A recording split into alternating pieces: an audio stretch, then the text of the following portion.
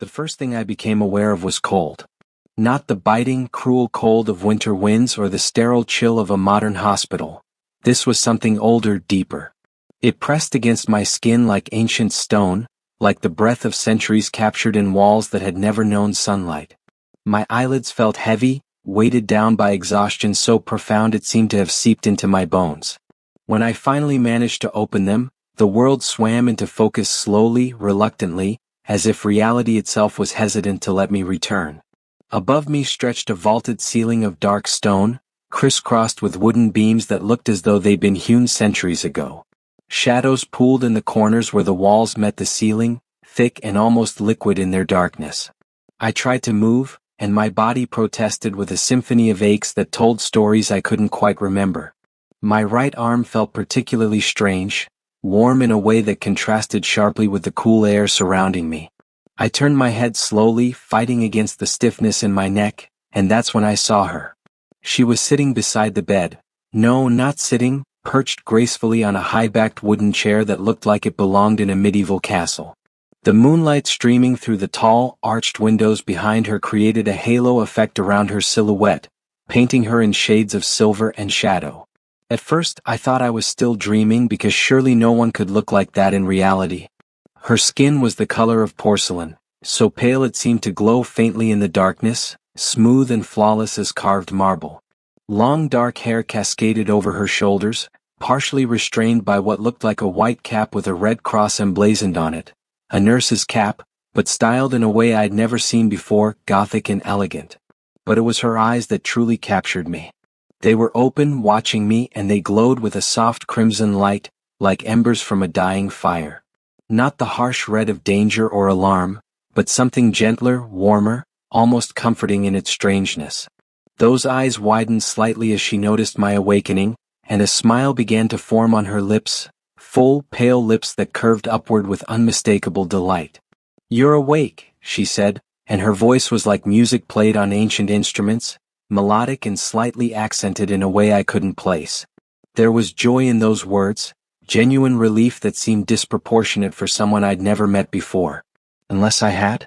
My memories were foggy, fragmented, like trying to remember a dream after waking. I tried to speak, but my throat was dry, and all that emerged was a hoarse rasp.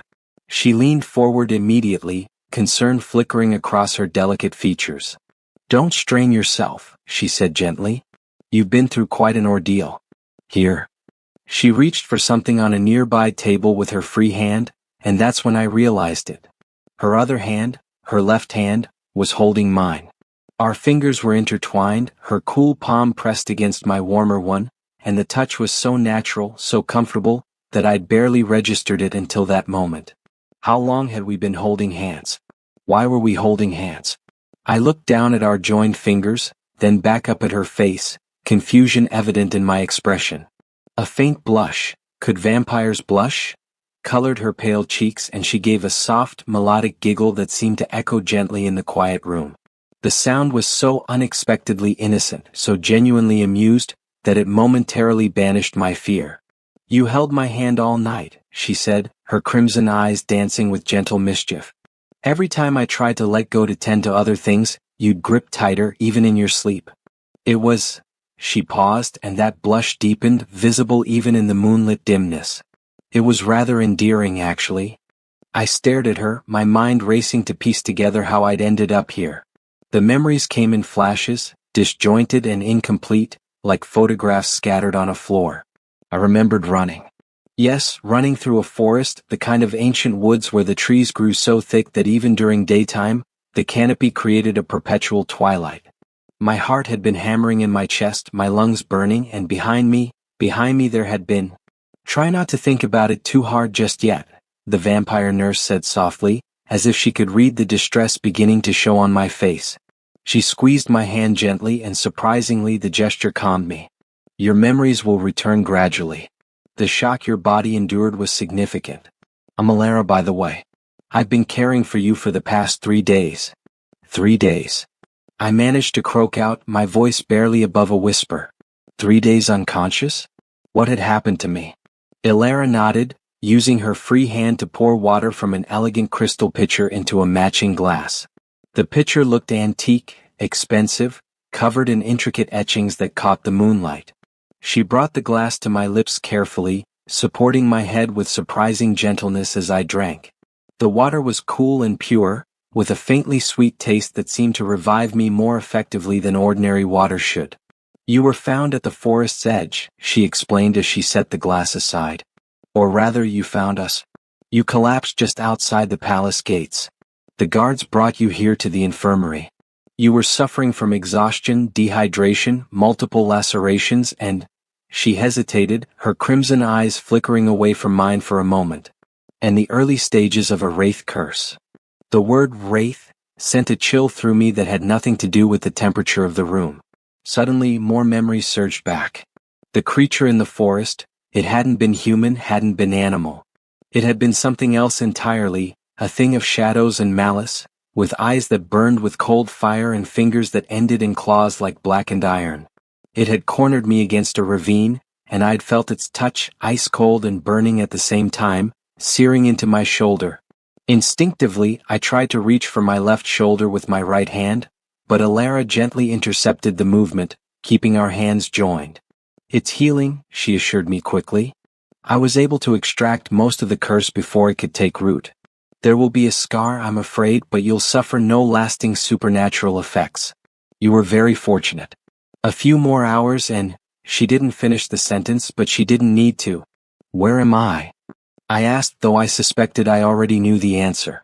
The Gothic architecture, the moonlit windows, the fact that I was being cared for by someone with crimson eyes and skin like marble, there was only one place this could be. "Castle Nocturne," Ilara confirmed, her voice taking on a tone of quiet pride. "The Palace of the Nightborn Court. You're in the palace infirmary, specifically in one of the recovery chambers. You're safe here, I promise you. Lord Valerius himself ordered that you be given the best care possible. Safe. In a vampire palace." The irony wasn't lost on me, but as I looked at Alara's gentle expression, at the genuine concern in her luminous eyes, I found myself believing her. There was nothing predatory in her gaze, nothing that suggested I was seen as prey. She looked at me the way a dedicated healer looks at a patient, with professional concern, yes, but also with something softer, something almost protective. "I don't even know how I ended up in that forest," I admitted, the frustration evident in my voice. "I remember a journey traveling for research. I'm a historian, I think. Or was I an archaeologist?" The uncertainty was maddening. I was looking for something, investigating old legends about— The memory slipped away before I could grasp it fully. "Memory confusion is a common side effect of wraith exposure," Ilara explained, her thumb absently rubbing small circles on the back of my hand. The gesture seemed unconscious, automatic, as if she'd been doing it for hours. "The curse affects the mind first, trying to disorient its victims. But as your body heals, your memories should return. What's your name? Do you remember that much?" I focused, digging through the fog in my mind until I found it. "Marcus," I said, and the name felt right, felt like mine. "Marcus Thorne." "Marcus," she repeated, and the way she said it, with that melodic accent, made my name sound like something from a fairy tale. "It's nice to finally know what to call you. I've been thinking of you as the mysterious human for 3 days now." She giggled again, that same soft, musical sound that seemed so at odds with every story I'd ever heard about vampires. In all the tales, all the legends I'd studied in my research, because yes, I was beginning to remember that I was indeed a historian specializing in supernatural creatures. Vampires were depicted as cold, cruel, predatory beings. They were the monsters in the night, the aristocratic killers who viewed humans as nothing more than food sources or playthings. They certainly weren't supposed to be gentle nurses who held your hand through the night and blushed when they talked about it. "Ilara," I said carefully, testing out her name. "Can I ask you something?" "Of course," she replied, tilting her head slightly in a gesture that was distinctly curious. "Why are you taking care of me? I mean no offense, but I'm human and this is a vampire palace."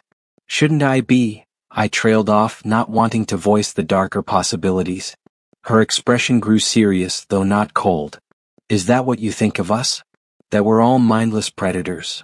There was a hint of sadness in her voice. "The Nightborn Court hasn't hunted humans for over 3 centuries, Marcus. We have treaties, agreements, systems in place. We receive donated blood from willing human partners in the nearby towns, compensation is provided, and in return we offer protection from the true dangers that lurk in these mountains, creatures like the wraith that attacked you. She shifted in her chair, and I noticed for the first time how elegant her uniform was. It wasn't the practical, sterile attire of a modern nurse, but rather a carefully tailored Gothic ensemble. A dark dress with a fitted bodice and long sleeves, accented with red trim that matched her eyes. A silver insignia over her heart depicted a crescent moon cradling a blood drop, likely the symbol of her medical order. "I'm a healer," she continued, her voice firm with conviction. "I took an oath when I completed my training 200 years ago. Yes, I'm that old, though I was turned when I was 25 in human years. My oath was to preserve life, to ease suffering regardless of species. You came to our gates on the edge of death, cursed and injured. What kind of healer would I be if I turned you away simply because your heart beats and mine doesn't? 200 years old. The number should have been shocking, terrifying even, but somehow it just made me more curious. What was it like to live that long? To watch centuries pass while you remained unchanging? I wanted to ask, but another memory suddenly surfaced, pulling my attention away. "The wraith," I said urgently, trying to sit up despite my body's protests. "It was chasing me because I found something. There was a tomb or a shrine, I can't quite remember. But there were artifacts, writings about the Old Covenant, the original treaty between—" The memory fragmented again, slipping through my mental grasp like smoke. Ilara's eyes widened slightly, a flicker of something, concern? Recognition? Passing across her features. "The Old Covenant?" she repeated carefully. "Marcus, what exactly were you researching before you came to these mountains?"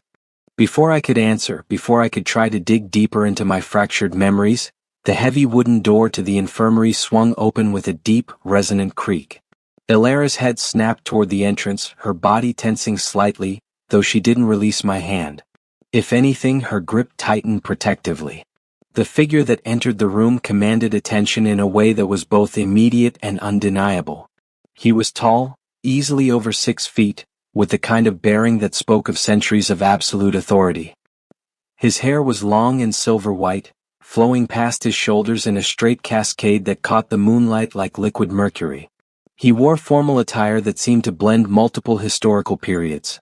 A high-collared coat of deep burgundy velvet over a black silk shirt, fitted trousers, and boots that were polished to a mirror shine. But it was his eyes that truly marked him as something other than human. They glowed with a deeper crimson than Ilara's, ancient and penetrating, as if they could see not just into you but through you, reading every secret your soul had ever held. "Lord Valerius," Ilara said, rising from her chair in a gesture of respect, though I noticed she still didn't let go of my hand. "I wasn't expecting you until tomorrow evening's rounds." So this was the Lord of Castle Nocturne himself. Despite my weakened state, I tried to sit up straighter, some instinct warning me that this was someone who demanded respect, whether you were his subject or not. Lord Valerius's gaze swept over me with the kind of assessment that felt clinical yet not unkind. When he spoke, his voice was deep and measured, each word carefully articulated in an accent that sounded vaguely Eastern European but antiquated, as if he'd learned to speak in a time when languages were different. "So, our mysterious guest has finally awakened. Ilara has been quite adamant about your care, young man. I confess, I'm curious about what brings a human historian into my forests, pursued by a wraith no less." He moved further into the room with a fluid grace that was distinctly inhuman, yet there was nothing overtly threatening about his presence. He stopped at the foot of my bed, one hand resting on the ornate wooden post. "I am Valerius Nightborn, lord of this castle and protector of these mountains. You have been under my hospitality for 3 days, during which time my best healer has barely left your side." He glanced at Ilara with what might have been amusement. "She even postponed her scheduled rest period, insisting that your condition was too delicate to be left to the junior staff." Ilara's cheeks flushed again, visible even in her pale complexion. "His condition was delicate, my lord? The wraith curse was spreading faster than any case I'd seen before. It required constant monitoring and treatment." "I'm not criticizing, merely observing," Valerius replied, though there was definitely amusement in his ancient eyes now. In fact, your dedication is commendable. But now that our guest is conscious, perhaps he can explain what he was doing in the Shadowmere forest. That particular stretch of woodland has been forbidden to outsiders for good reason, Marcus Thorne. The wraiths nest there, and they do not take kindly to trespassers. The way he said my name told me he'd already investigated who I was. Of course he had. You didn't survive as a vampire lord for what must be centuries by being careless about strangers appearing at your gates. I was researching, I said, my voice growing stronger now though still rough. The Old Covenant. I'm a historian specializing in supernatural treaties and accords. There were references in some obscure texts I found in Prague. Documents from the 1700s that mentioned a treaty signed here, in these very mountains between the vampire clans and the human kingdoms of the region. But the details were vague, deliberately obscured. I wanted to find the truth. Valerius's expression shifted, becoming more guarded. He exchanged a quick glance with Alara that I couldn't quite interpret. The Old Covenant, he said slowly. That is a name I have not heard spoken aloud in a very long time. Tell me, Marcus Thorne, what made you think it wise to go searching for evidence of something that most of the world has forgotten, or believes to be mere legend? I struggled to organize my thoughts, frustrated by the gaps in my memory. Because it wasn't just a treaty, was it? The documents suggested it was something more, something that fundamentally changed the relationship between humans and vampires in this region. There were references to a binding, to sacrifices made on both sides, to, I paused, forcing myself to remember, to a sacred trust that could never be broken without dire consequences. I found what I thought was a map, hidden in the margin illustrations of an illuminated manuscript. It led me to a tomb in the forest, a structure that predated even the oldest human settlements in these mountains. And what did you find in this tomb? Valerius asked, his voice carefully neutral, but I could see the intensity in his gaze. I'm not entirely sure, I admitted. I remember entering, finding a chamber carved from black stone. There were inscriptions on the walls in a language I didn't recognize. Not Latin, not any of the old Slavic tongues, something older. And there was a chest, iron-bound and locked with what looked like silver chains. I couldn't open it, but I was documenting the inscriptions when the memory hit me like a physical blow. When the wraith appeared. It rose from the shadows as if it had been waiting, guarding the place. It said something to me before it attacked. It said, the pact breaker comes seeking secrets. The debt must be paid in blood and memory. The silence that followed my words was heavy, oppressive. Ilara's hand trembled slightly in mine, and Lord Valerius's expression had turned grave, almost troubled. For a being who had likely witnessed the rise and fall of kingdoms, who had lived through centuries of history, to look troubled was deeply unsettling. This is more serious than I anticipated, Valerius said finally. He moved to the window, looking out at the moonlit landscape beyond the castle walls. The wraith called you a pact breaker. That is a title, not an accusation. It means the tomb you found wasn't simply a historical curiosity, Marcus. It was a sacred site, one of the anchoring points of the Old Covenant itself. By entering it, by attempting to access its secrets, you inadvertently triggered ancient protective wards. He turned back to face me, and for the first time, I saw something like concern in his ancient features. The Old Covenant was not merely a treaty. It was a magical binding, a pact sealed with the blood of 12 vampire lords and 12 human nobles. It created a mystical barrier around these mountains, protecting both vampire and human settlements from the truly dark things that lurk in the deepest places of the world. The wraiths, yes, but also worse things, entities that predate human civilization. The Covenant has kept those horrors contained in the deep forests for 300 years. But if the tomb was sealed and protected, Ilara interjected, her voice tight with worry, and if the wraith accused him of being a pact breaker, does that mean? It means, Valerius interrupted, his voice grim, that the Covenant may have interpreted Marcus's intrusion as an attempt to break the binding. Which would explain why the wraith curse was spreading so rapidly through him. He wasn't simply attacked, he was being marked as a violator of sacred law. I felt a chill that had nothing to do with the cold air. But I didn't know, I protested. I was just researching history. I had no intention of breaking any pact or violating any sacred site. I didn't even know the Covenant was real, I thought it was just legend. Intention matters little to ancient magic, Valerius replied, though his tone was not unkind. But this does present us with a significant problem. If the Covenant has marked you as a pact breaker, then the curse will return, even after Alara's excellent treatment. It will hunt you slowly but inevitably unless... He paused, seeming to weigh his next words carefully. Unless what? I asked, though I wasn't sure I wanted to hear the answer. Unless the marking is removed by one of the original signatories of the Covenant, or their direct bloodline descendants, Valerius said. Fortunately, I am one such descendant. My great-grandfather was among the 12 vampire lords who created the binding. I carry his blood, and thus his authority over the Covenant's magic. Relief flooded through me so intense it was almost dizzying. So you can remove the curse? Completely? I can, Valerius confirmed. But it will require a ritual, one that is not without its own complications. The Covenant's magic requires balance, you see. If I am to unmake what the Wraith has marked, there must be a substitution, an alternative bond to take the curse's place. He looked pointedly at where my hand was still joined with Alara's. Tell me, Marcus, how did you come to be holding my head healer's hand so intimately? Alara's blush deepened to the point where even in the moonlit dimness, it was unmistakably visible, a soft rose color suffusing her pale cheeks. She looked down at our joined hands as if seeing them for the first time, though she made no move to pull away. It wasn't intentional, my lord, she said quietly. When I was treating the curse, extracting the dark magic, the patient was in tremendous pain. He was unconscious, but his body was thrashing, fighting against the treatment. I took his hand to steady him and, she paused, seeming to gather her thoughts. And his suffering lessened. The curse's grip weakened when we were in physical contact. I thought perhaps it was a fluke, so I released him, but immediately the curse surged back stronger. So I held on and kept holding on for 3 days. She finally looked up at Lord Valerius, and there was a defiant edge to her voice now, protective and unwavering. I would do it again without hesitation. His life was more important than propriety. Something flickered in Valerius's expression. Approval, perhaps, or recognition. I'm not chastising you, Alara.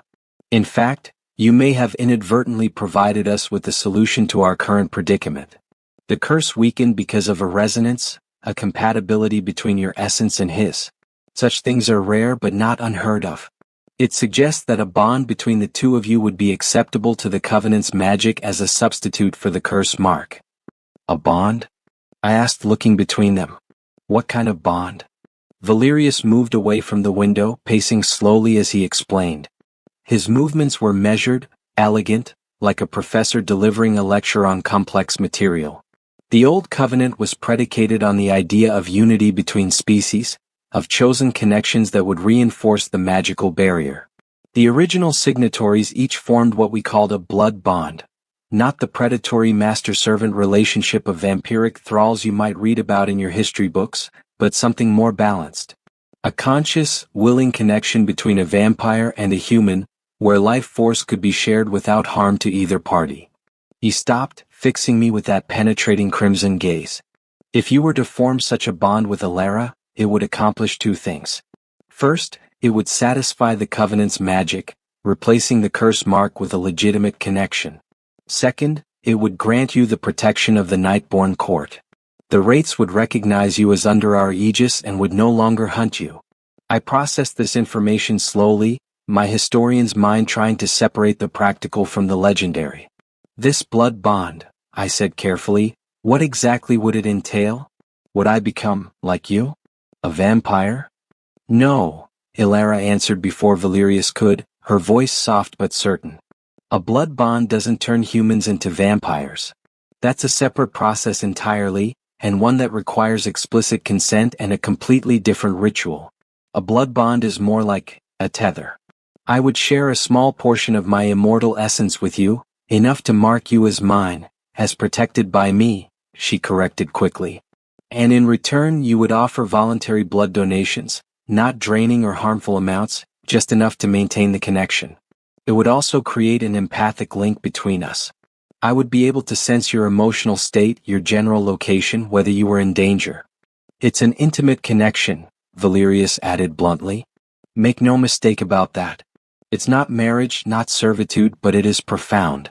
You would be bound to Elara and she to you for as long as both of you lived, which, given the sharing of vampiric essence, would likely mean you'd age much more slowly than a normal human.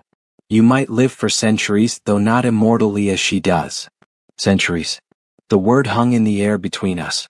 A week ago, I'd been a relatively ordinary historian, albeit one with a fascination for the supernatural. Now I was being offered a chance to live for centuries, to be bound to a vampire, to become part of a world I'd only studied from the outside. It should have been terrifying. It should have sent me scrambling to refuse to find another way. But I looked at Elara, at her gentle crimson eyes that watched me with a mixture of hope and fear, at the hand still clasped in mine, the hand that had held on to me for 3 days straight to keep me alive. I thought about her dedication, her oath as a healer, the way she'd spoken about preserving life regardless of species. I thought about that soft giggle, about the blush on her pale cheeks, about the inherent contradiction of a vampire who spent her immortality caring for others rather than preying on them. If I refuse, I asked quietly, what happens? I will still perform the ritual to temporarily suppress the curse, Valerius said. You would be free to leave the castle to return to your life. But the curse would remain dormant, not cured, and it would eventually resurface.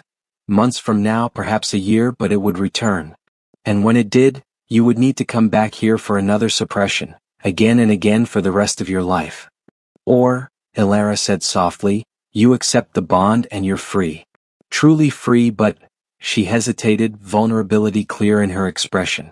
But bound to me. I would understand if that wasn't something you wanted. We've only just met after all. You don't know me, don't know if you could trust me with such a connection. She was giving me an out, I realized. Despite whatever she might feel, despite the fact that she'd clearly gone above and beyond in caring for me, she was offering me the choice without pressure. There was something deeply honorable in that, something that spoke to the core of who she was. Can I ask you something? I said to her. Anything, she replied. Why did you blush? Earlier, when you told me I'd held your hand all night. If it was just medical treatment, why did it embarrass you? For a moment I thought she might not answer. Valerius made a discreet sound that might have been a cough and moved toward the door. I believe I'll give you two some privacy to discuss this. Marcus, you don't need to decide immediately, but I will need an answer by tomorrow evening. That's when the temporary suppression ritual must be performed, and if you choose the bond, it's best done at the same time. He paused at the door, looking back at us with an expression that was surprisingly gentle for such an ancient, powerful being. For what it's worth, Elara is one of the finest individuals I've known in my 500 years of existence, human or vampire. Whatever you decide, you should know that. Then he was gone, the door closing behind him with a soft click. Alone again with Elara, the room felt simultaneously larger and more intimate. The moonlight had shifted slightly, painting new patterns across the stone floor. She still hadn't answered my question, and I waited patiently, sensing that this was important. I blushed, she finally said, her voice barely above a whisper, because it wasn't just medical treatment. Not entirely. You were holding my hand for comfort, yes, but I was holding yours for the same reason. Somewhere during that first night, watching over you, listening to your heartbeat steady and your breathing even out, I found myself hoping you would wake up. Not just as a healer hoping her patient would recover, but as, she struggled with the words, as someone who wanted to know you. You talked in your sleep sometimes, fragments of thoughts. You spoke about wanting to understand the world, about believing that humans and supernatural beings didn't have to be enemies. You apologized for intruding in the tomb, said you meant no disrespect to the old ones.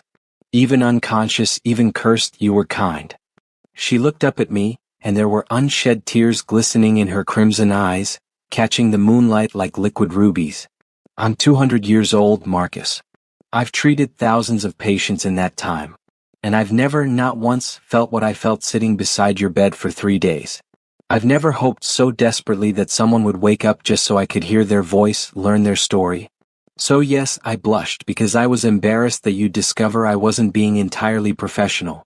That maybe, possibly, I'd been holding your hand as much for myself as for you. The confession hung between us like something tangible, like you could reach out and touch the vulnerability she just exposed. In my life, my normal human life that now felt impossibly distant, I'd had relationships, connections, moments of affection and attraction. But those had all developed gradually, through weeks or months of getting to know someone, through casual meetings and deliberate dates, through the slow building of trust and understanding. This was different. This was accelerated by circumstances, intensified by the supernatural nature of everything around us, and yet it felt more genuine than anything I'd experienced before. Maybe it was because when you're lying unconscious and cursed, being kept alive only by someone's unwavering dedication, the superficial layers get stripped away. Ilara hadn't known me as Marcus Thorne the historian, the academic with publications and professional credentials. She'd known me as a dying man who needed help, and she'd given it without hesitation, without asking for anything in return. And in doing so, she'd revealed exactly who she was. Selfless, dedicated, kind in a way that transcended species or circumstance. I should be more frightened than I am, I said softly. Everything I was taught, everything I read in preparing for my research, warned about vampires. About how they're dangerous, manipulative, how they see humans as lesser beings. I should be terrified of the idea of being bound to one for centuries. But you're not.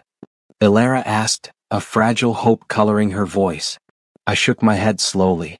I'm not. And I think it's because I paused, trying to articulate something I barely understood myself. Because you've already shown me who you are. You spent 3 days holding my hand, Ilara. You skipped your own rest periods, you poured your skill and energy into saving someone you'd never met. And when you tell me about this bond, you're giving me every reason to refuse, every out you can think of, because my choice matters more to you than what you want. I shifted in the bed, ignoring the protest from my still healing body, turning to face her more directly. Can I tell you what I remember about my time in the darkness? I was aware sometimes, not conscious but present, and I remember your voice. You talked to me while you worked. You told me about the castle, about the patients you treated over the years, about a garden on the western terrace where moonflowers bloom all year round. You told me about learning medicine from a human doctor in Vienna in 1823, about how he taught you that healing was about seeing the person, not just the illness. You told me, my voice caught slightly. You told me that I was going to be fine, that you wouldn't let the darkness take me, that I had too much left to discover in the world.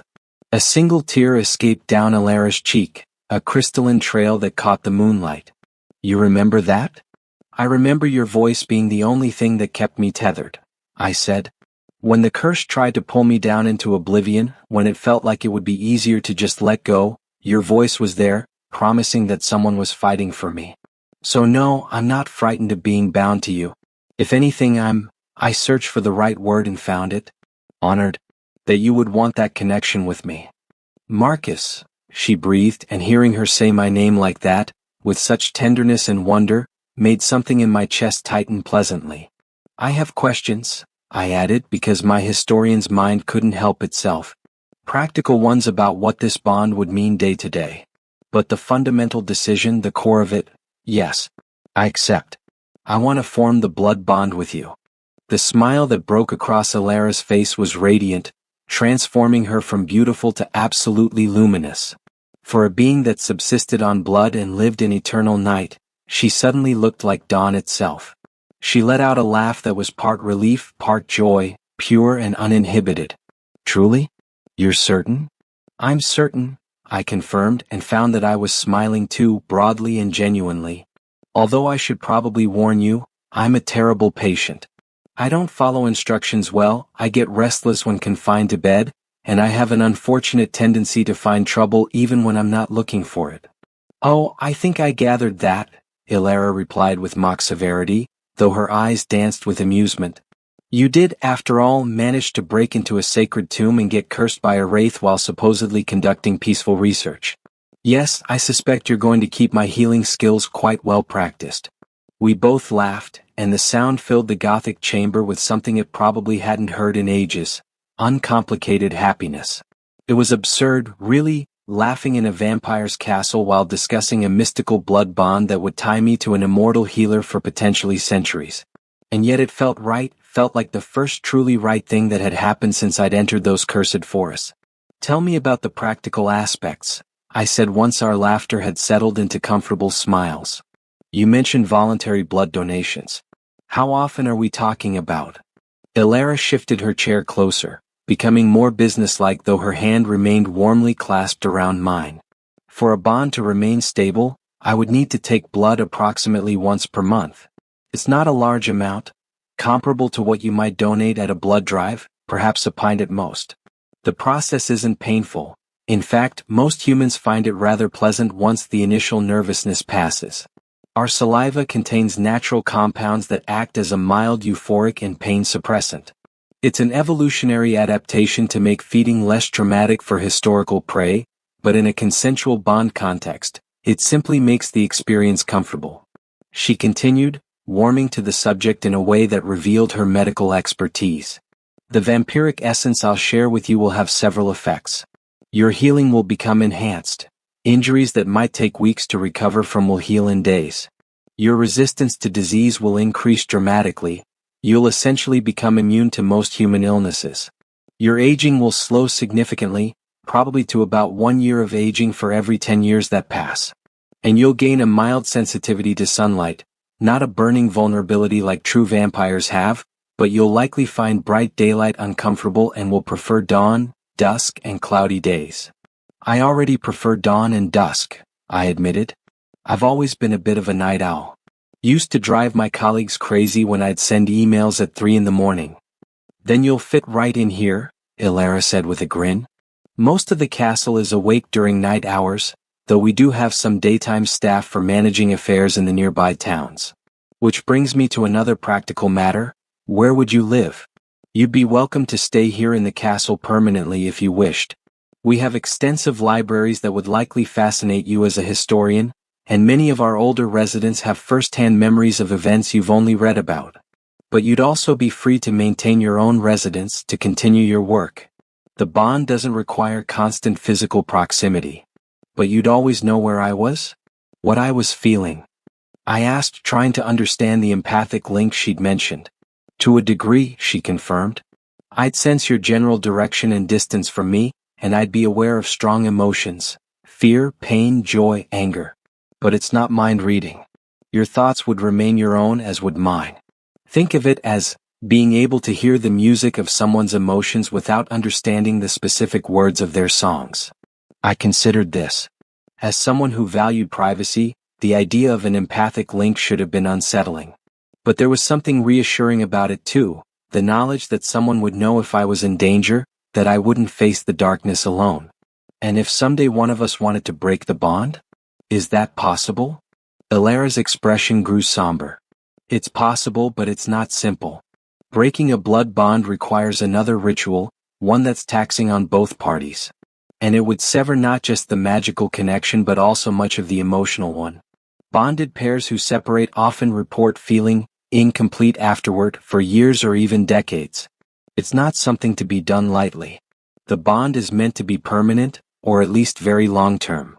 So I need to be sure, I said quietly. We both do. This isn't a decision to make based on gratitude or crisis or even just attraction. This is choosing to tie our lives together for potentially centuries.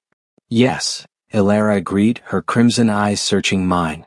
Which is why, despite everything I've said, despite what I feel, I'll ask you one final time. Marcus Thorne, are you absolutely certain this is what you want? I thought about my life before. The lonely academic apartments, the endless research that never seemed to connect me to anything real, the sense that I was always observing life through the lens of history rather than living it myself. I thought about waking up here in this Gothic castle, to find someone holding my hand. Someone who had chosen to hold on even when it cost her personally, even when it would have been easier to let go. I thought about the possibility of centuries ahead, of having time to truly understand the world I'd only glimpsed through research. Of moonflower gardens and ancient libraries and a companion who understood both the weight of years and the value of each individual moment. Of those gentle giggles and fierce dedication and the way she'd cried when I'd said I remembered her voice in the darkness. I've never been more certain of anything, I said, and meant it with every fiber of my being. Lord Valerius returned the following evening, accompanied by two other vampires I hadn't met before. One was a woman who appeared to be in her 40s with silver streaks in her dark hair and eyes that glowed a softer amber rather than crimson.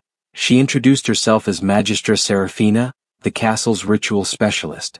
The other was a younger-looking male vampire with sharp features and an elaborate coat embroidered with mystical symbols. He was introduced as Keeper Dorian, the guardian of the Covenant's sacred artifacts. "I confess I'm pleased by your decision," Valerius said as the group assembled in the infirmary. "Ilara deserves happiness, and you, Marcus, strike me as someone who will appreciate what you've been offered rather than taking it for granted. Now, the ritual we're about to perform is ancient, but not dangerous, provided everyone involved is willing. Are you both prepared?" Ilara and I nodded in unison.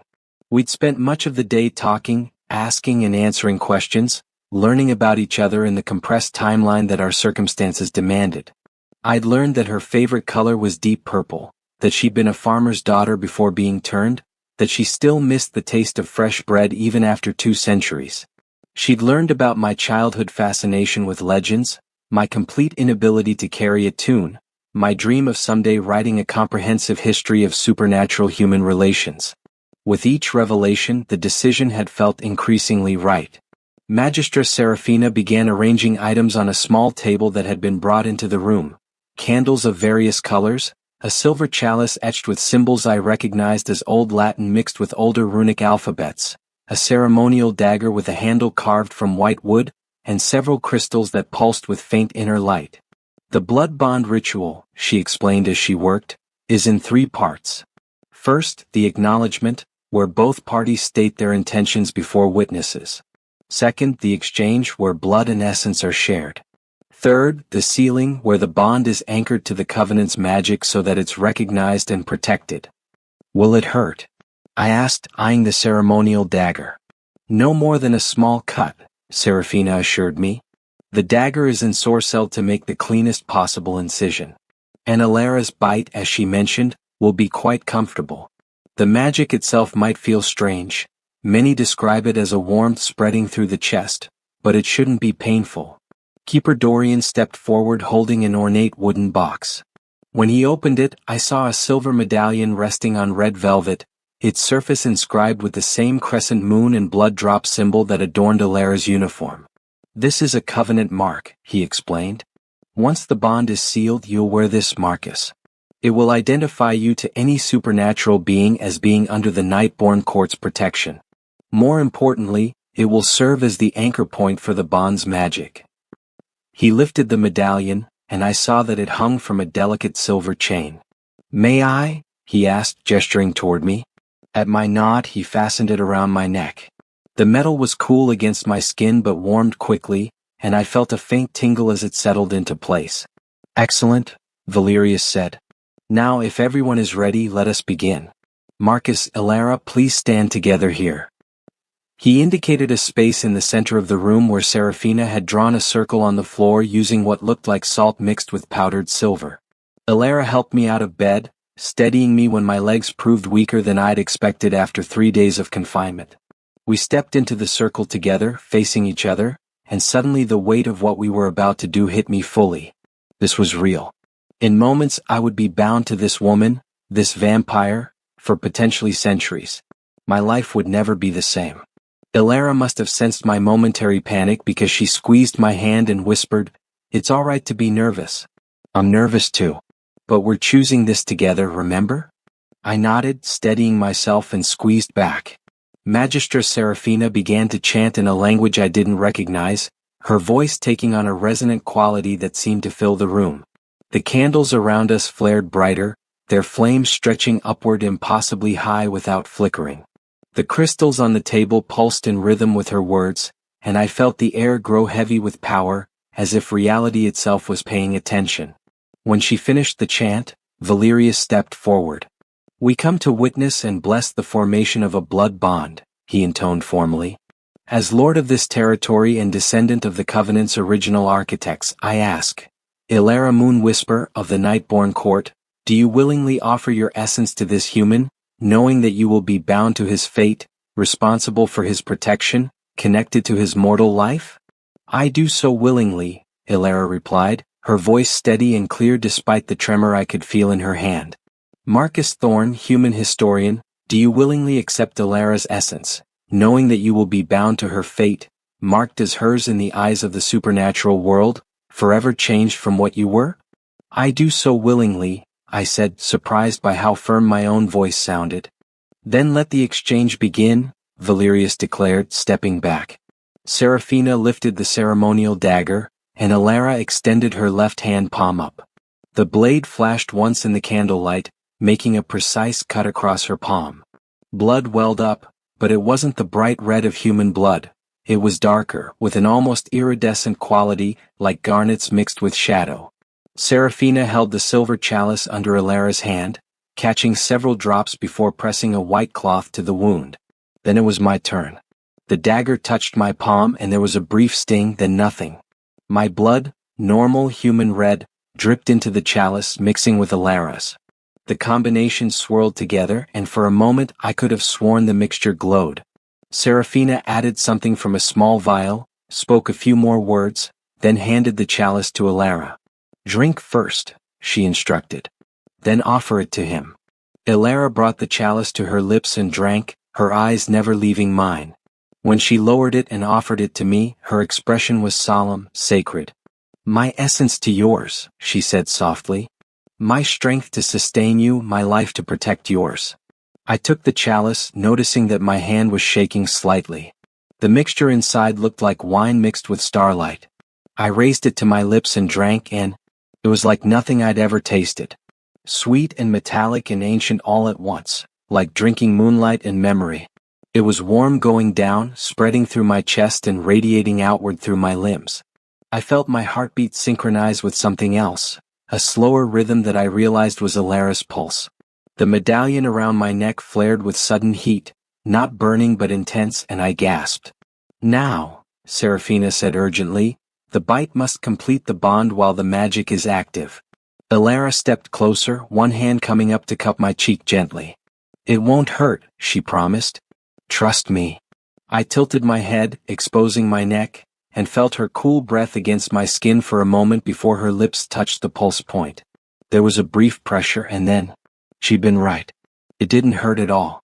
Instead, there was a sensation of warm honey spreading through my veins, a pleasant languor that made every nerve ending sing. I felt her drawing blood, but rather than weakening me, it felt like she was drawing out tension, stress, pain, all the accumulated exhaustion of my ordeal. In return, something flowed back into me, cool and vital and impossibly old, something that tasted of moonlight and eternal night and the deep magic of the earth. The empathic link opened like a flower blooming in my mind. Suddenly I could feel Alara's emotions as clearly as my own. Her nervousness about the ritual, her fierce protectiveness of me, her joy at the bond forming, and underneath it all, a deep well of affection that took my breath away. And I knew through the link that she could feel my emotions too. My wonder, my certainty that I'd made the right choice, my growing attachment to her.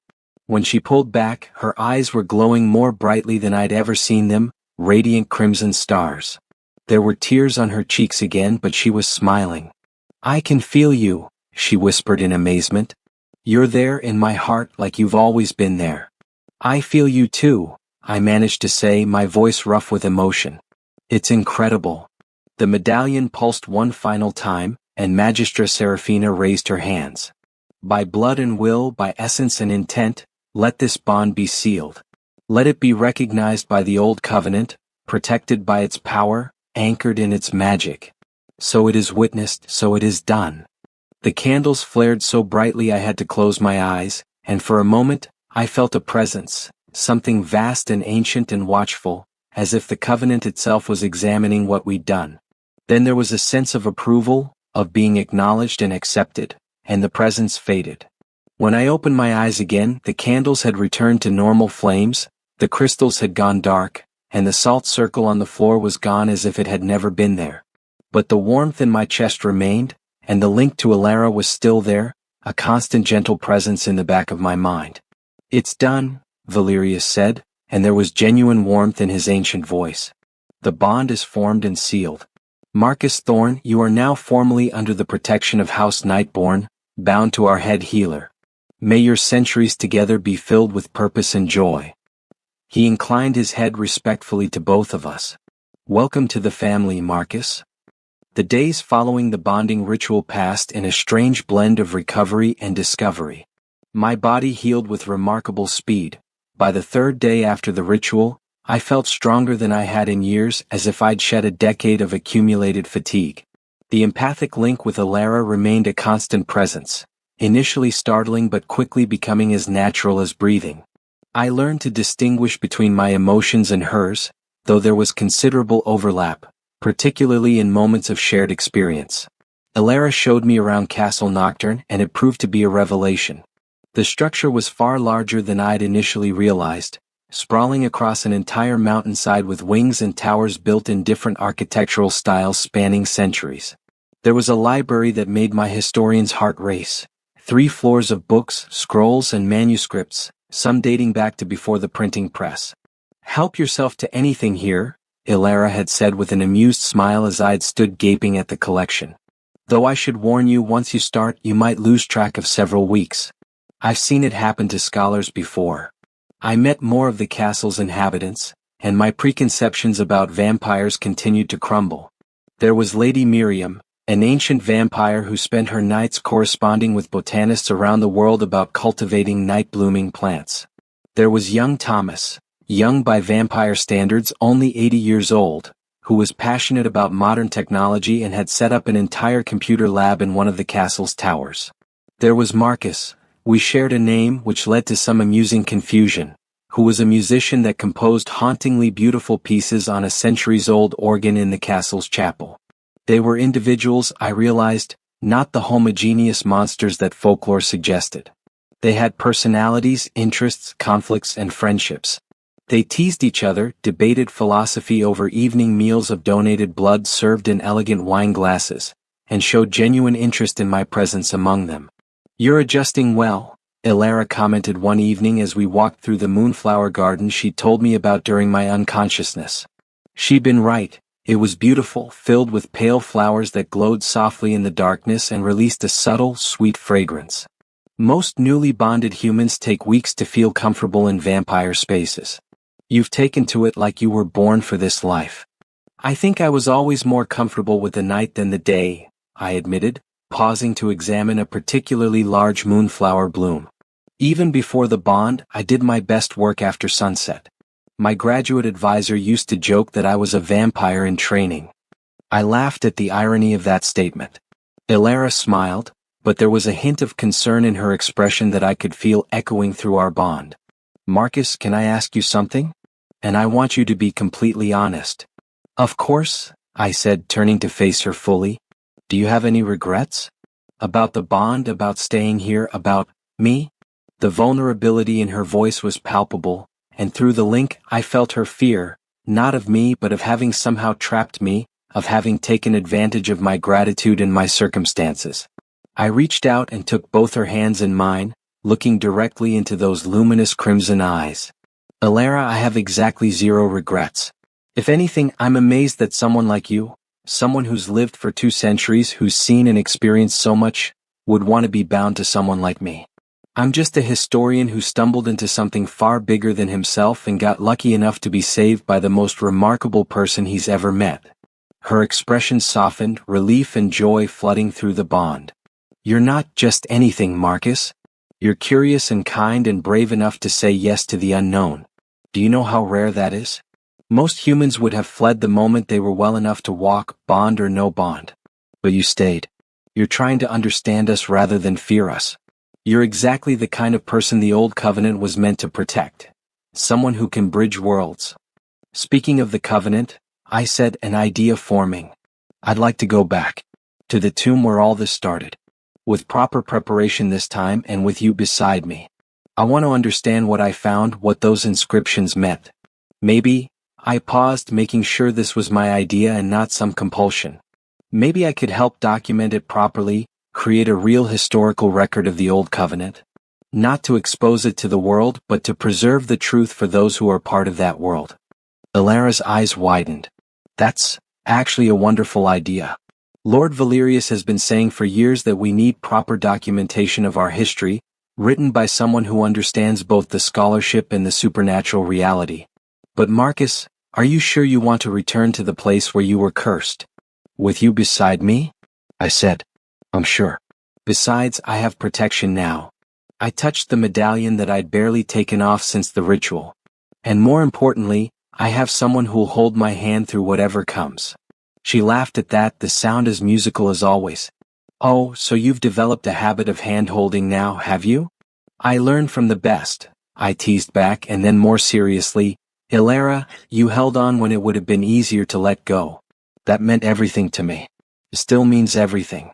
So yes, if I'm going to face potentially dangerous supernatural sights, I want you there. Not just because you're my bonded partner, but because I trust you completely.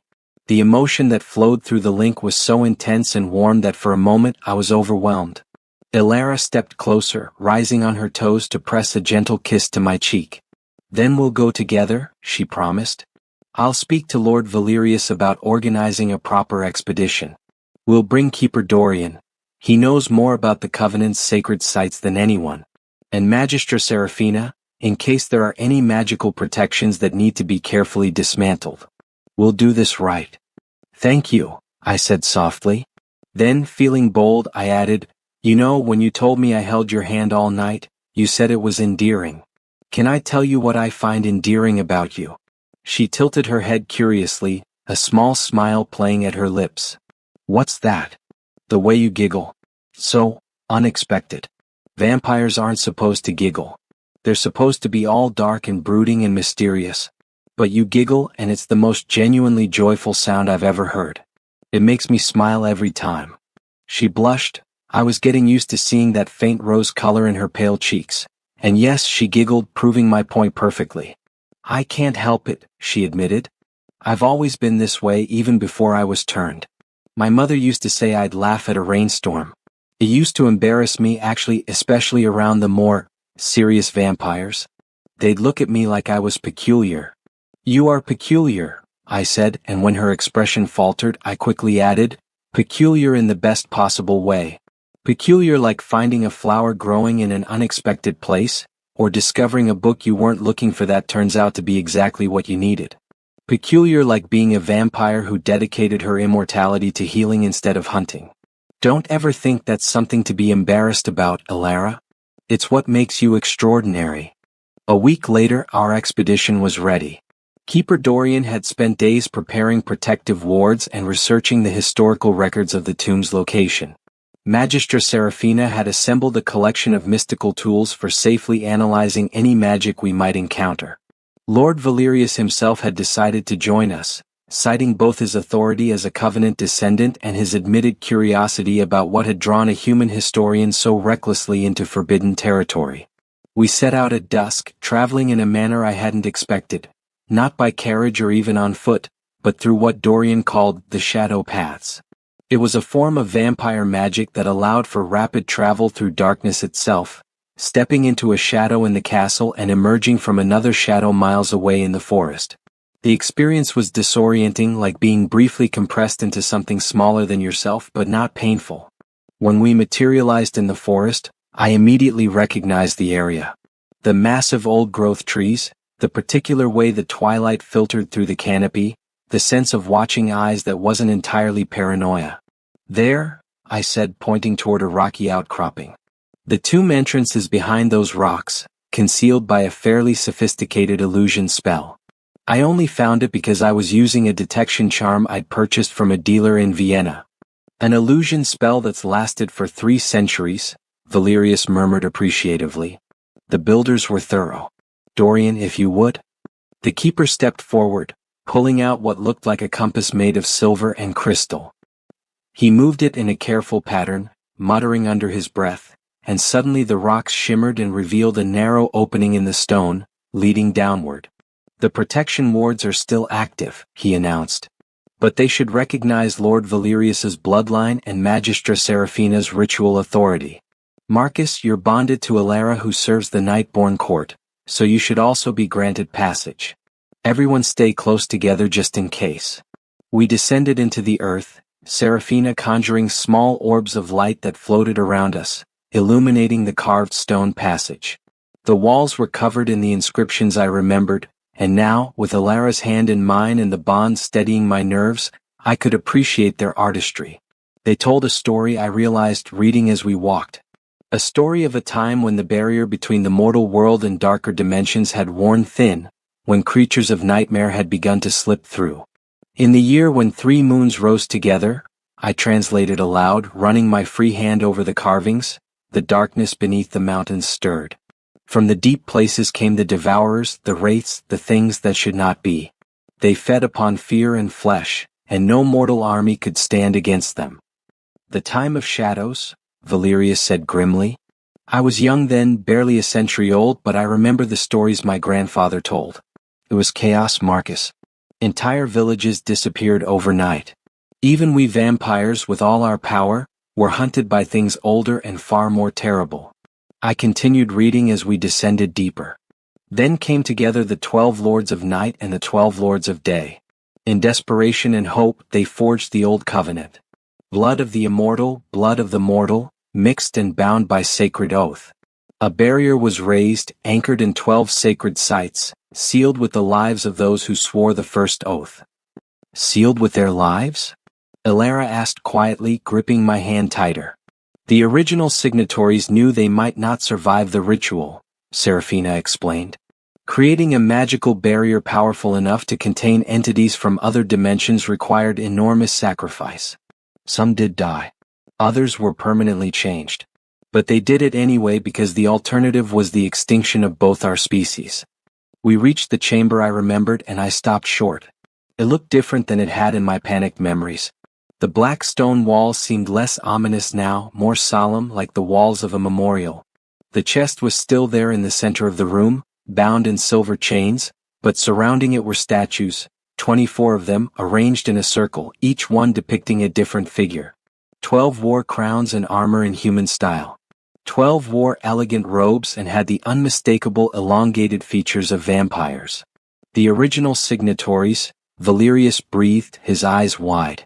I've heard descriptions, but I never thought. Marcus, do you understand what you found? This isn't just a tomb. This is the first sanctum, the place where the old covenant was originally sworn. We thought it had been lost, deliberately hidden so thoroughly that even we descendants couldn't locate it. Keeper Dorian was already moving around the room, his hands trembling with excitement as he examined the statues and inscriptions. This is incredible. These are their actual likenesses. And look, he pointed to the chest. That's not just a storage container. That's the Covenant archive. All the original documents, the exact wording of every oath, possibly even samples of the blood that was used in the binding. Why hide it so thoroughly though? I asked. If this is so important, why make it nearly impossible to find? Because knowledge is power, Magistra Serafina said, running her fingers carefully over one of the statues. If someone, human or vampire, with ill intent learned the exact mechanics of how the covenant was constructed, they might find a way to unmake it. Or worse, to corrupt it, to bend its power to their own use. The signatories hid this place to protect not just the knowledge, but the world that knowledge protects. Then why did the Wraith attack me? I asked. I wasn't trying to unmake anything. I just wanted to understand. Valerius turned to me, his ancient eyes thoughtful. The protective wards here are old, Marcus, and very powerful, but they're not intelligent in the way a living guardian would be. They operate on simple rules. Those of the bloodlines may enter, those who serve the covenant may enter. All others are intruders. You were none of those things when you first came here. The wards summoned a wraith to drive you away, and when you persisted in trying to access the chamber, it escalated to a curse. The magic was doing its job, protecting this place from what it perceived as a threat. But I'm not a threat, I protested. No, Alara said gently, you're not. But the wards couldn't know that. They couldn't know that you were seeking knowledge out of respect and curiosity, not greed or malice. That's the tragedy of ancient protective magic. It can't see intent, only action. However, Dorian interjected, now that you're bonded to Alara, now that you bear the covenant mark, you're part of the system. The wards will recognize you as legitimate. Which means, he looked to Valerius for confirmation. The vampire lord nodded slowly. Which means, if Marcus is willing, he has the right to study this place to document it properly. The Covenant has been operating for 3 centuries on tradition and fragments of memory passed down through generations. But the original texts are here, the complete knowledge. We could finally understand every aspect of the magic that protects us. We could strengthen it, adapt it to the modern world, ensure it endures for another 3 centuries and beyond. He turned to me fully. Marcus Thorne, I know this isn't what you expected when you came seeking knowledge. But I'm offering you a role if you'll accept it. Become the keeper of the Old Covenant's history. Study this place, translate these texts, preserve this knowledge. It would be a life's work, though with your extended lifespan you'll have the time to do it justice. What do you say? I looked around the chamber, at the statues of those who had sacrificed everything to protect the future, at the inscriptions that held secrets forgotten by the world above. I thought about my life before, teaching disinterested undergraduates, publishing papers that a handful of specialists might read, always feeling like I was on the outside of history looking in. And I felt Alara's presence through the bond, felt her confidence in me, her belief that I could handle this responsibility. I say yes, I replied firmly. I'll do it. I'll preserve this history, honor these sacrifices, and help ensure the Covenant endures. Valerius smiled, showing his fangs, but it was a genuine expression of pleasure. Then welcome, Marcus Thorne, to your true calling. Months passed, then a year, then 2. My work in the first sanctum became the center of my existence in the best possible way. Each descent into that sacred space revealed new insights, new connections I hadn't seen before. The original documents in the Covenant archive were written in 7 different languages, and I spent my days, or rather, my nights, translating, cross-referencing, slowly building a comprehensive understanding of the magical and political framework that had shaped the relationship between humans and vampires in this region for 3 centuries. But the work, as fulfilling as it was, wasn't the only thing that defined my new life. There was Alara. Our bond deepened in ways I hadn't anticipated. The empathic link that had initially been novel became as natural as breathing, a constant comfortable awareness of each other's presence. I learned to read the subtle shifts in her emotions, to know when she needed company and when she needed solitude. She learned the same about me, appearing in the library precisely when I'd been stuck on a translation for too long, coaxing me away for walks in the Moonflower Garden, or, on one memorable occasion, teaching me to dance in the castle's ballroom at 3 in the morning. The monthly blood donations became a ritual we both looked forward to, not for any sinister reason, but because it was our time, intimate and private. Alara always made sure I was comfortable, always asked permission even though the bond technically meant she didn't need to. Consent isn't a one-time thing, she told me. Just because you agreed once doesn't mean you agree forever. I'll ask every time, Marcus, because respecting your choice matters more than tradition. My body continued to change in subtle ways. My eyesight sharpened, becoming acute enough to read in candlelight that would have been impossibly dim before. My healing remained enhanced. A nasty cut I'd gotten from a rough stone edge in the sanctum healed completely within a day, leaving no scar. And the aging. Well, I couldn't see the difference myself, but Alara swore that I looked exactly the same as the day we'd bonded, while 2 years should have shown at least some small signs of aging. You're going to be stuck looking like you're in your late 20s for the next century at least, she teased. I hope you're okay with that. As long as I'm looking young while standing next to you, I think I can manage, I'd replied, making her giggle in that way that still made me smile every time. I maintained connections to the human world too. Lord Valerius had been true to his word about the bond not requiring isolation. I kept my academic credentials, published papers, carefully edited to remove any references to actual supernatural findings, and even taught occasional online seminars about medieval history.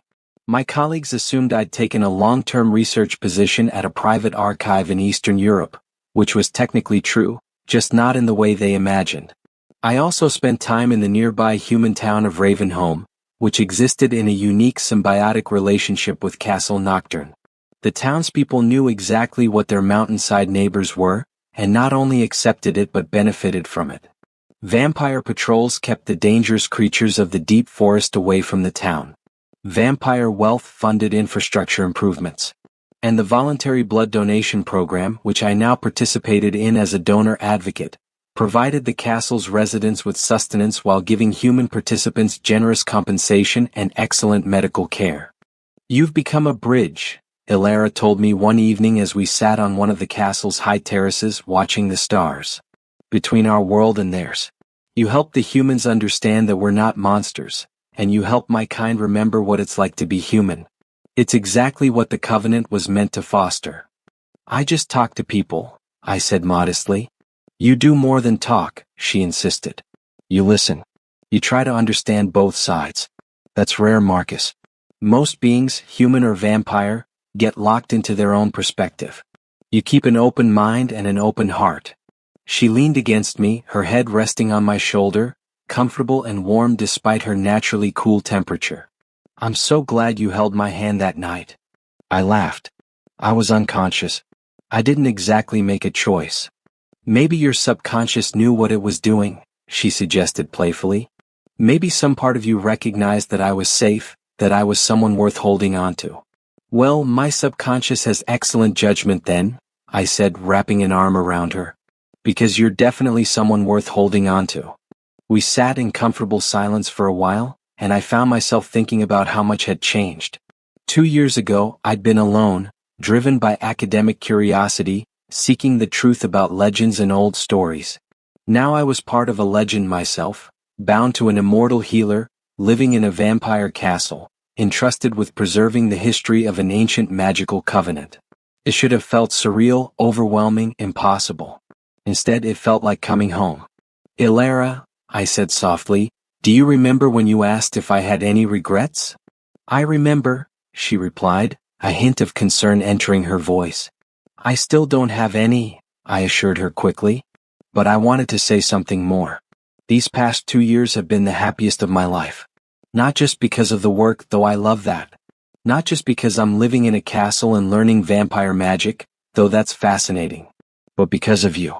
Because I wake up every night. Yes, I've officially switched to a nocturnal schedule, and I know that I'll see you. That we'll talk, work together, laugh together. That I'm not alone anymore, and neither are you. I felt her emotions through the bond, a warm surge of affection and joy and something deeper, something I was pretty sure was love though neither of us had said the word yet. Marcus, she whispered. I'm not good at romantic speeches, I continued, feeling suddenly nervous. I'm a historian, I deal in facts and documents and translations. But here's a fact. You are the best thing that's ever happened to me. Here's a document, the bond that ties us together.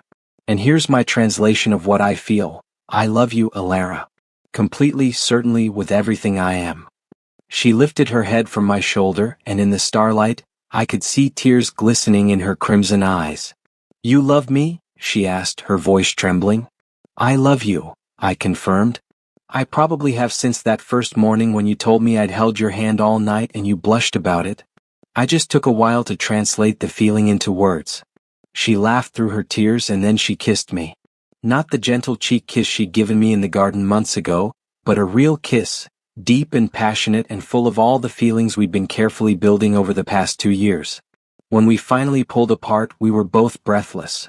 Well, I was breathless. She didn't technically need to breathe, but she was doing it anyway out of habit and emotion. I love you too, she said, her voice full of wonder. I have for so long. I was afraid to say it, afraid it would be too much too fast, afraid you'd feel pressured by the bond. But Marcus, what I feel for you isn't because of the bond. The bond just lets me feel it more clearly, share it with you more completely. So we're in love, I said, still marveling at how natural it felt to say that. A human historian and a vampire healer. That's got to be a story for the ages. Our story, Ilara agreed, snuggling back against me. And we have centuries to write it. On the 2-year anniversary of our bonding, Ilara surprised me.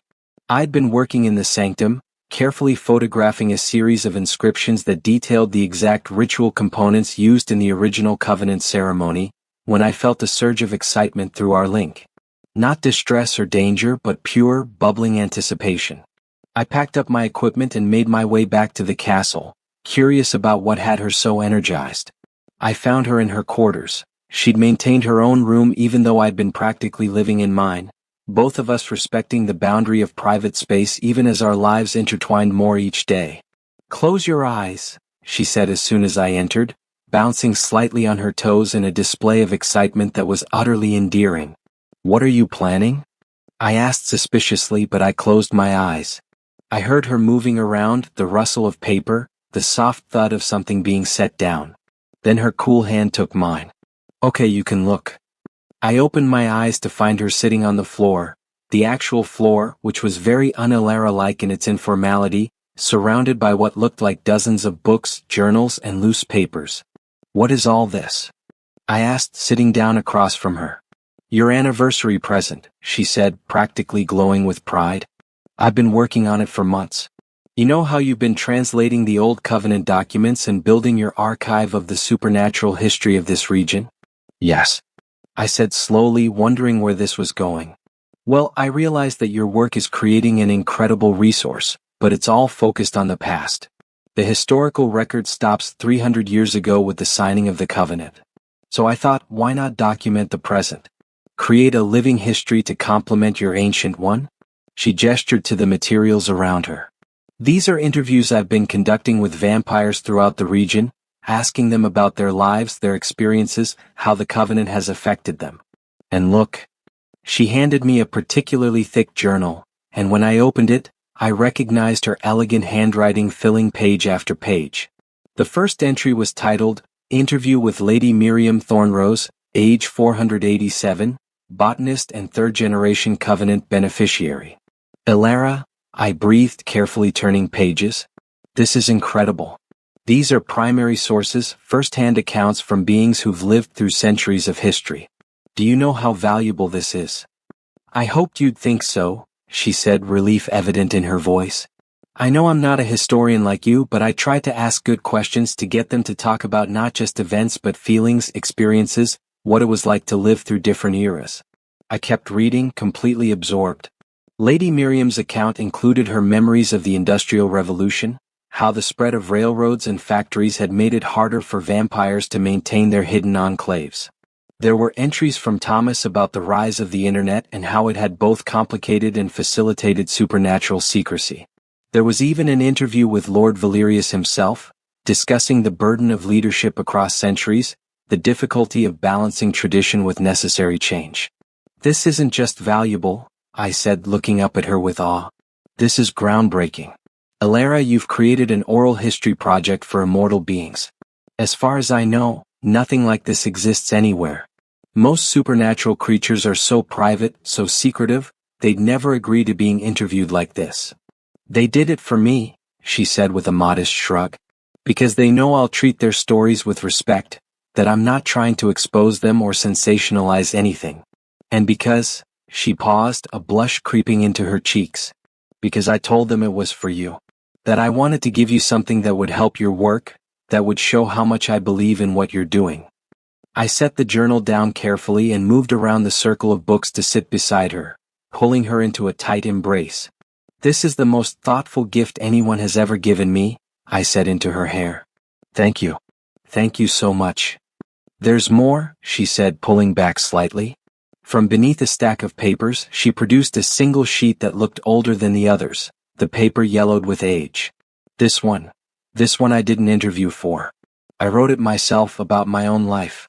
My human life before I was turned. I've never told anyone the full story before, not even Lord Valerius.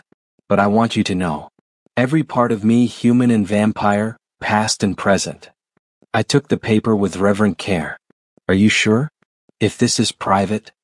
I'm sure, she interrupted softly. You told me you loved me. I want you to know everything about the person you love. So I read and learned about Elara's life as a farmer's daughter in a small village in the 1820s, her early fascination with healing after watching the village's herbalist work, her determination to learn medicine despite the limitations placed on women of that era. I read about how she'd been attacked by a rogue vampire while traveling to apprentice with a doctor in the city, about how Lord Valerius himself had found her dying and offered her a choice: death or transformation. She'd chosen transformation, but only after making Valerius promise that she could continue her pursuit of healing, that she wouldn't be forced to be a predator. He kept his promise, she'd written. He found me teachers, supported my training, helped me develop healing techniques that worked with vampiric abilities rather than against them. He gave me the chance to be who I wanted to be, not what circumstances forced me to become. In 200 years, I have never taken a life. I have only saved them. It's the thing I'm most proud of. By the time I finished reading, I had tears in my eyes. I understood her so much better now. Her fierce dedication to healing, her gentle nature that seems so at odds with vampire stereotypes, her absolute conviction that consent and choice mattered above all else. She'd been given a choice in her darkest moment, and it had shaped everything she'd become.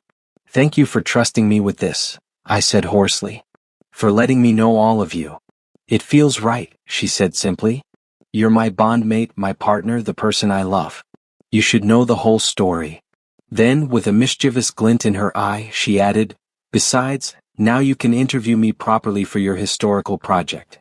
Ilara Moon Whisper, age 221, healer and bonded partner to the Covenant historian who can't follow instructions not to investigate cursed tombs. I laughed, the emotional moment breaking into something lighter and more playful.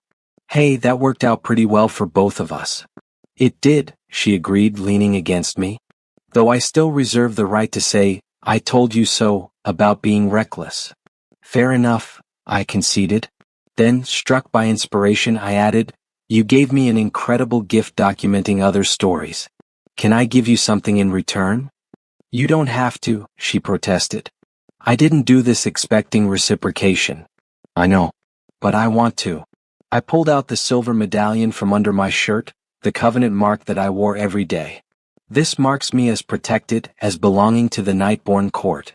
But it's impersonal, generic. So I was thinking." I reached into my pocket and pulled out a small box I'd been carrying for weeks, waiting for the right moment. I had this made in Ravenholm by a jeweler who works with the supernatural community. I opened the box to reveal a silver ring, delicate and elegant, with a small moonstone set in it. But the special part was the inner band, where I'd had the jeweler inscribe a phrase in the ancient language from the sanctum. "It says, 'Through darkness and light, forever bound,'" I explained.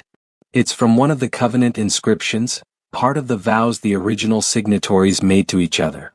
Ilara stared at the ring, her expression unreadable for a moment. Then she looked up at me and there were tears streaming down her face. "Marcus, is this, are you?" "It's a promise," I said, taking the ring from the box. "We're already bonded magically, already committed to each other for as long as we both exist.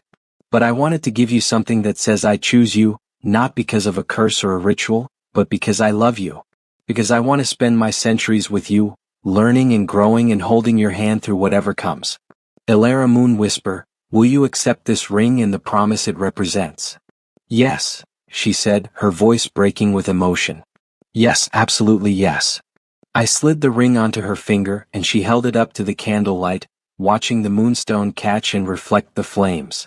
Then she threw her arms around me and we held each other, two beings from different worlds who'd found something precious in each other. "I love you," she whispered against my shoulder. "My reckless historian who investigates cursed tombs and somehow makes it work out perfectly." "I love you," I whispered back. "My vampire healer who giggles and held my hand when I needed it most." 5 years after I'd woken beside a vampire nurse who'd held my hand through the darkest night, I stood once again in the first sanctum. But this time I wasn't alone, confused, or cursed. This time I was giving a presentation. The chamber had been transformed into a makeshift conference space, with chairs arranged in a semicircle around a projection screen I'd had installed. A jarring mix of ancient mysticism and modern technology that somehow worked. Seated before me was a delegation of vampire lords and human representatives from throughout the region, gathered for what we were calling the First Covenant Symposium. "As you can see from the translated texts," I said, advancing to the next slide showing a photograph of one of the sanctum inscriptions, the original signatories intended for the Covenant to be a living document, one that would adapt to changing times. They built in provisions for amendments, for bringing in new signatory lines, for expanding the protected territory. We've been operating for 3 centuries on a partial understanding of their vision. Now, with the full archive translated and documented, we can begin to fulfill their true intent. Lord Valerius, sitting in the front row, nodded approvingly. Beside him was Mayor Stephania of Ravenholm, representing the human settlements. In the rows behind were vampires from other territories, some who'd heard about the discovery of the sanctum and requested permission to see it for themselves, others who were descendants of the original signatories like Valerius. Dr. Thorne, one of the visiting vampire lords, Lady Anastasia from the Eastern Mountains, raised her hand. You're proposing significant changes to how the Covenant operates. How can we be sure these changes honor the original intent rather than corrupting it? Excellent question, I replied. I'd been expecting it and had my answer prepared. Which is why I'm not proposing we implement anything immediately. Instead, I suggest we form a Covenant Council, made up of both vampire and human representatives, which would study the full documentation, debate the implications and make careful, considered decisions. Any changes would require unanimous agreement and would be implemented gradually, with careful monitoring of effects on the barrier magic. I clicked to the next slide, showing an organizational chart. Ilara and I have prepared a proposed structure for such a council, based on historical models we found in the archive. The original signatories actually maintained a similar body for the first 50 years after the Covenant's creation, before it fell into disuse as the crisis that prompted the Covenant faded from living memory. And who would lead this council? Asked Mayor Stephania. That's for you all to decide, I said. I'm a historian and translator, not a politician. My role is to provide the knowledge to ensure the historical record is accurate and accessible. How you use that knowledge to govern yourselves? That's your decision, collectively. The discussion that followed was intense but productive. By the end of the 3-hour session, there was tentative agreement to form a provisional council, with representatives to be selected over the coming months.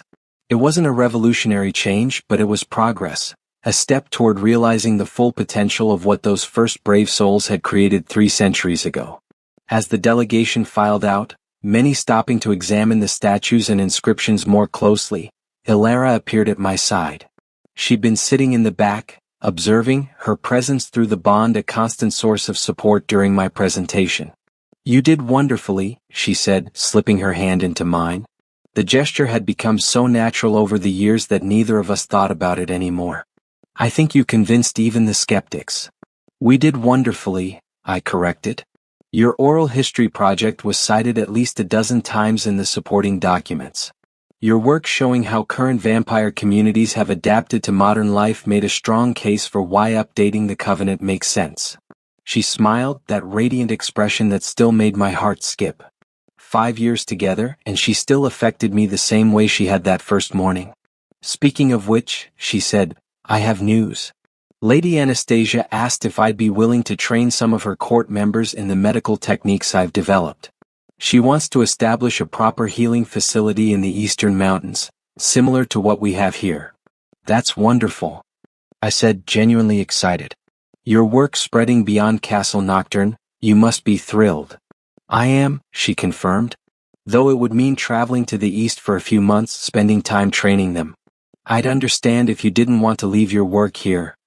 We travel together, I interrupted firmly. Wherever you go, I go.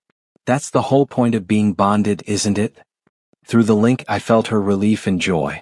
Even after 5 years, she still sometimes worried that I'd choose my work over her, that the bond was more important to her than to me. I made a mental note to reassure her more often. Besides, I added, the Eastern Mountains have their own Covenant-era sites. I've been wanting to survey them for the archive. So this actually works out perfectly. You train healers, I document history, we explore a new region together. Sounds like an adventure. You and your adventures, she teased. Let's try not to get cursed this time, shall we? I make no promises, I replied with mock seriousness. But I do promise to hold your hand through whatever happens. She laughed, that beautiful giggle that still surprised visiting vampires who expected all of her kind to be somber and intimidating.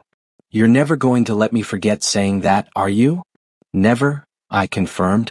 It's the moment that changed my life. Why would I ever forget it? We stood there in the sanctum, surrounded by the statues of the original signatories, the weight of history and the promise of the future balanced around us. I thought about that terrified historian who'd stumbled into this chamber 5 years ago, cursed and dying, and about the dedicated healer who'd refused to let him go. I thought about how fear and desperation had transformed into trust and love, how a crisis had become the foundation for something beautiful and enduring. Do you ever wonder what they'd think? I asked, gesturing to the statues. The original signatories. If they could see us now, see what their covenant has become, see a human and vampire not just working together but bonded, in love, building a life together. Do you think they'd be proud? Alara was quiet for a moment, considering. Then she said, I think they'd be hopeful. They created the covenant in a time of darkness, fighting against forces that wanted to tear both our species apart. They proved that working together we could survive what neither could survive alone. We're living proof that their sacrifice wasn't in vain, that the world they fought for is possible. She turned to face me fully, taking both my hands in hers. And I think they'd tell us to keep going, to keep building on what they started. Not to be satisfied with just maintaining their legacy but to expand it, improve it, make it ours. Then that's what we'll do, I said. Together. Together, she agreed and kissed me there in the sanctum, surrounded by stone witnesses who'd seen the very first promises that had made our love possible. When we finally emerged from the tomb into the moonlit forest, a group was waiting for us. Lord Valerius, Mayor Stephania, Keeper Dorian, and several of the visiting delegates who'd stayed to explore the area. They'd set up a small celebration with tables laden with food for the humans and crystal ware filled with donated blood for the vampires. A toast, Valerius announced, raising his glass. To Marcus and Alara, whose partnership embodies everything the Old Covenant was meant to achieve. To the bridges they're building between our worlds. And to the future they're helping us create. One where the barriers between human and vampire continue to fall, replaced by understanding, respect, and cooperation. To Marcus and Alara, the group chorused, raising their glasses. I looked at Alara, found her looking back at me with those luminous crimson eyes full of love and happiness. Through the bond, I felt her emotions mirroring mine. Gratitude for where we were, excitement for where we were going, and deep contentment with who we were becoming together. You know, I said softly just for her, when I woke up that morning 5 years ago and found you holding my hand, I was terrified. Everything I thought I knew about the world had just been shattered. I didn't know who you were, didn't know what was happening to me, didn't know if I'd survive another day. And now, she asked, that playful smile tugging at her lips. Now I know exactly who you are. You're my partner, my love, my home. I know what happened to me, I found the place I was always meant to be. And I know I'll survive not just another day but centuries of days, all of them better because you'll be there, holding my hand through whatever comes. She giggled, that wonderful sound that had first told me she was unlike any vampire from legend, and pulled me close. My reckless historian, she murmured affectionately, always turning things into speeches. It's what I do, I replied, unrepentant. I'm a keeper of history. And this, I gestured to the celebration around us, to the sanctum behind us, to the bond between us. This is history being made. Our history. And it's the greatest story I've ever had the privilege to document. Around us, the celebration continued, vampires and humans mingling freely, sharing stories and laughter under the moonlight. Somewhere in the distance, a wraith howled, but its cry was lonely and distant, kept at bay by the Covenant's magic. The barrier held strong as it had for 3 centuries, protecting all of us, human and vampire alike, from the darkness that lurked in the deep places of the world.